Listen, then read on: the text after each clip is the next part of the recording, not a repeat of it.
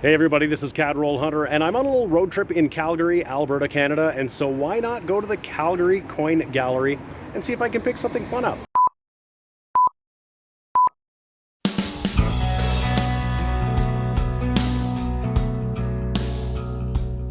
Hi everybody, this is James, and you are watching my channel, Cadroll Hunter, and you can see right behind me an icon of Canadian architecture. That is the Calgary Tower. I'm in Calgary, Alberta, Canada, and I am just across the street from the Calgary Coin Gallery and decided I would take a peek and see what they had. I picked up some international silver. We're going to look at that today in this video. Thanks for watching. So I have to say my visit to the Calgary Coin Gallery was really successful. I met Robert, the owner. I wanted to get some junk silver, but I was looking for something a little bit different than I normally get. I asked if he had any international silver, and he did. He actually handed me a jar full, or a container full of international silver. I was able to look through and pick up some things that I thought were interesting. There's some older stuff in here. Now, this is junk silver, so it's not all going to be in the greatest of shape, but there's older stuff, there's interesting stuff. And so I was really pleased to pick this stuff up. So let's take a peek at what I got. You can see there's something nice and shiny in there and some stuff that might be really old. This is a really cool pickup. So I'm really keen to get in here and actually see what I got. I was able to pick through and get stuff, but I couldn't really see closely what it was. I wasn't keeping tabs. I was just taking anything that looked interesting, and this is what I got. So let's have a peek. So I've dumped it out, and this is a real true mixed bag. We've got different sizes, different denominations, different countries, even different silver purities. And so Robert had to kind of guess sort of what the average silver purity was. And so I was happy with that. But we can see we've got some older Queen Victoria. I see King George V. This one is really interesting. We'll talk about this one for sure. We've got stuff from all sorts of different countries. You can see France. I can see, Germany. If that is Germany, it might be Austria. All sorts of really cool stuff. So what I think I'm going to do is separate all of this out by country and by denomination, and we'll look at each. We'll talk about what the silver purity is, and we'll take a look at the years and see what I got in this mixed bag of international silver coins. Alrighty, I've laid everything out here. We have coins from 19 different countries or territories, which is really cool. And they span many different years here. And so we'll start all the way over the left with these coins from the United Kingdom. We have a sixpence from 1942. This one features King George VI. And so that's cool. It's got a scratch on it. That's why it was in the junk silver, I guess. And then we've got a couple of 3 pence, one from 1932. That's King George V. That's cool. And then we've got a 1936, also King George V. That would be a last year. And this is perhaps one of the oldest, maybe the second oldest coin. This is a silver 4 pence. This is sterling silver, and you can just make out the date 1841. I flip it over, and it is an early Queen Victoria, so obviously very worn and circulated, but an 1841 4 pence coin. I didn't have a 4 pence coin, and certainly nothing this old, so that is really cool. Next up, we had one Australian coin. This is a 6 pence from 1942. This one also features King George VI. And this one is sterling silver. This is 92.5.925 silver. Really good. From New Zealand, we got a 1 shilling from 1933. This is going to feature King George V on the back. And this portrait will look familiar because this is on the same portrait, or at least very similar to what you'd find on Canadian coinage of this era. That is 50% silver, and it's actually in pretty good shape. And this one below, this is a 3 pence from 1943. It's got some toning or tarnish. King George VI, and again, a very recognizable portrait, the same one used on Canadian coinage as well. These next two are really interesting. France on the left here, and then Switzerland on the right. What's interesting about these ones is that their designs were largely unchanged for many, many years. So at a glance, it's actually usually hard to tell what year they're from, but these ones from France on the left are all over 100 years old, which was really cool. This top one, this 1 franc coin, is from 1916. You can see 1916 there. And with that iconic French design with, I believe that's probably Lady Liberty walking. And these Swiss coins here, very similarly, have had the same design for many, many years. This 1 franc is from 1958. Of course, to find out more about these coins, I've got my Numista website up, and this is a frequent resource for me. So there is the 1 franc coin from 1916 I've got on here. It is, you can see, 0.835 silver. All the specs are on here. And if I scroll down a bit, we can find that the 1916 is actually the highest minted. So the most common, 92 million minted. So I didn't have it. Again, really great addition of my collection. But Numista.com, again, is a fantastic website for international coins. I'm looking them all up on here and I'm cataloging them. This is where I actually, I add all of the coins I have on here so that I don't lose track of what I've got. So these French 50 centimes are from 1918 above and then 1898. So another 19th century coin. I'll just throw that under the scope and we can get a really close look at that 1898 date. These Swiss coins are also minted in 0.835 silver. We've got that 58 and that 1920. And we've got this half franc, also the same composition, 1907. This one's minted at about 1.2 million. So pretty low mintage. The 1 francs are up between 3 and 4 million for these 2 years. And next up, we've got a really cool addition, a Newfoundland 5 cents. So Newfoundland, before it joined Confederation in Canada, a 1940. And the C mint mark indicates it was minted at the Royal Canadian Mint in Ottawa. And so I'll just pick this little guy up. It's small, you can see that. It is also silver, and it is featuring King George VI with the crown on. And I believe that this one is 80% silver, but I'll just verify that. And here I pulled it up on Numista, and I was wrong. This one's actually sterling silver, 0.925.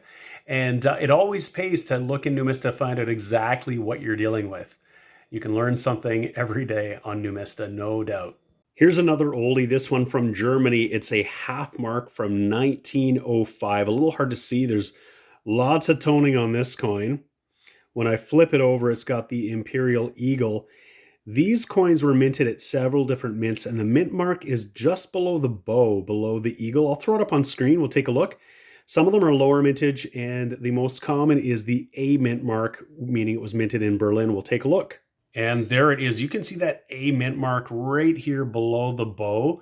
This is just under the eagle. If I pull it down, you'll see that eagle there. Pretty worn, but that's a pretty cool looking coin. And if I go over to Numista, I can see that the A mint mark is the most common. That was the Berlin issue, 37 million compared to like 3 to 7 million for some of these other ones. So this is the most common of the 1905s. And I should also say this is 90% silver. Next up, we've got a whole bunch of coins from the Netherlands in 10 cents and 25 cents. These are all 64% silver. Just starting at the top here, we've got a couple of 1918s and a 1925, a 28, a 35, 36, 38, a couple of 1941s, and a couple 1944s here. Oh, a few 1944s. Maybe there's 3 1941s. Interestingly, during World War II, from 43 to 45, these Dutch coins were actually minted in the United States. And you can actually see underneath the 4 in the date, a P mint mark for the Philadelphia Mint. So these were minted at all 3 mints in the States, Philadelphia, Denver, and in the San Francisco Mint. But this one has the P. I'll put it up under the scope. We'll get a little closer look at it. And this is the same for the other denominations, but there is that P mint mark there. So this is Philadelphia. These are the most common. These were minted at 120 million of these coins in the Philadelphia mint alone. A lot of the Denver minted ones were remelted, and there's also some San Francisco. So that is the 10 cents. And in the 25 cents, got a couple of other over 100-year-old coins. 1917, there's a 1939, a 40, 41, couple 41s, and a couple of 1944s. Both of these also minted in Philadelphia. And all of these picture Wilhelmina of the Netherlands. And there is a good look at Wilhelmina. This coin is actually in pretty decent shape here. You can see lots of detail in the hair. That's a good one. We've got a couple of silver coins from Mexico here, and they're both very different in terms of their design, but also their silver content. We'll start with this 50 centavos here. This one is from 1920. If I flip it over, you'll see it's pretty worn. We got the eagle there, but this tells you that it is 72%, 0.720 silver. So that's great. This 25 centavos is from 1950. You can see that. By this point in time, they had really lowered the silver content. This one is only 30%, but it's got that iconic eagle on the cactus biting the snake design that is just really neat in Mexican coinage. This next one is really cool. 20 centavos from the Philippines. When I flip it over, it says United States of America. The American administration was in control of the Philippines. Now the date on here almost looks like it's 1963, but this is actually damaged 1903. We'll have a closer look under the scope here. It makes it look almost like a G, but it's a 1903. And this one here was also minted at the San Francisco Mint. If it was, it would have had the S mint mark where this dot is. So this is not the San Francisco Mint. I believe this is actually minted in Philadelphia. Just like all other American coinage, the Philadelphia Mint didn't put a mint mark on the coins they minted. In the top corner here, we've got a couple of coins from Sweden. They're both 40% silver. There's a 25 ore from 1943 and a 50 ore from 1945. Next to that is a 1944 mercury dime. I checked on the reverse and there's no mint mark, so it's minted in Philadelphia, and that's 90%, of course. Next to that, a couple of Venezuelan 25 centimos from 1953, I believe, 1954, sorry. Those were also struck in Philadelphia at the Philadelphia Mint, and they are 0.835 silver. And then next up is a quarter gulden from the Netherlands Antilles from 1963, and I'm going to have to look to see what the composition is. And once again, Numista to the rescue. It is 64% silver. This next group takes us over to the British colonies in Asia. Some oldies on the left here. Hong Kong, 1893 and 1894, 10 cents. Those are both 80% silver. The next four are from Malaysia at the time, known as the Straits Settlements, or you can see Malaya on the right ones here. That 1902, this is going to feature King Edward VII, and I'll just sort of flip that over so we can see Edward VII here. This one is also 80% silver. This 10 cents from 1919 is actually down to 40% silver. That features King George VI, of course. And beside that, we've got the 1939 10 cents and 5 cents, and the silver content is back up to 75% at this point in time, which is really interesting. Now, this one is interesting. I had to do a bit of digging to figure out what this one was. In Numista, if there's any kind of Latin writing, you can type it in and it will immediately tell you what it is. This one here has Arabic. And so I had to figure out exactly which Arabic-speaking country this was from. Turns out this one is from Iraq. It's from 1959. And it is 50 fils, and this one is 50% silver, so from Iraq, and that's a neat one for sure. This next one, this is the second last coin I'm going to show you in beautiful condition. This is a Bermuda crown from 1964. It's 50% silver, got a little bit of toning on the obverse in front of Elizabeth. Really gorgeous coin. And this one here is minted at 470,000, so not a lot of them out there. This one is a great addition to my collection for sure. We got one more really interesting one I want to show you. All right, this one here could very well be the oldest of all of them here. What this is a Maria Theresa thaler. These were originally minted as currency in the Austrian Empire. They were minted originally from 1740. This one here bears the date of 1780. We'll talk about that in a second. Interestingly, these have been continuously minted since 1780 every year. And even more interesting is that since 1780, all of them bear the date 1780. To actually know when it was minted and where, you have to look at various different attributes of the coin. So some things to look at are the brooch on Maria Theresa, how many beads or pearls there are on the brooch, the letters on the obverse or the reverse, what the letters are and where they are will give you an indication. On the reverse side, the crest that's in the middle of this coat of arms, and some of the features in the date, this little sort of X, there might be two things crossed here, all might have differences. And I found a great resource that tells us all about this coin. It is Theresa.name, Theresa.name. And so basically, I'll just pull it up. I've got it pulled up here. So this site gives you all sorts of information and all the different variants. It's a wealth of knowledge. And using the information on this page, I think I found what version this one might be. Now, when I was in Calgary, I asked Robert what he thought the vintage of this coin was. He had a close look, and he thought that this was probably mid 19th century, potentially, around 1850 or thereabouts. And it might be that. I think the closest I could come to was this version here, this what's known as or cataloged as the Hafner H49A, which gives all of the different details that I can be looking for. And I think this one has it. So this could be minted anywhere between 1860 and 1890, perhaps. So it's still a very old coin. It's not as old as 1780.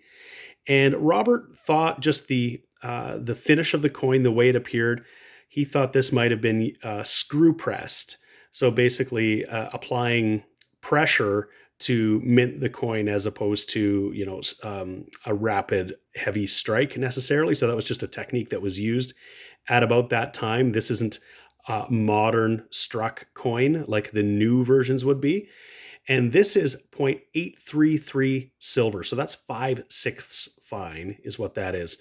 And so this one is it's a pretty hefty coin too. Like you can see how big it is in my hand. So a great addition. It's been holed. Obviously, you can see that somebody has worn this, but I didn't have one of these. Interestingly, so because this has been continuously minted since 1780, it might be the most minted coin in the history of the world. But this was used for trade all over the world for many, many years. Inside and outside of the Austrian Empire, this was what cash looked like in a lot of the world for a very long time. In any case, I hope you have enjoyed this look at some junk silver. Not so much junk as far as I'm concerned. Some really, really cool stuff, some old stuff. Really fun to look through. I hope you enjoyed it. Please, if you did, give the video a thumbs up, a like. And if you haven't already subscribed to my channel, Cadroll Hunter, please do that now. I'd really appreciate it. And you can see all the videos that I have coming out. And I have videos coming out all the time. Thank you so much. We'll see you again next time.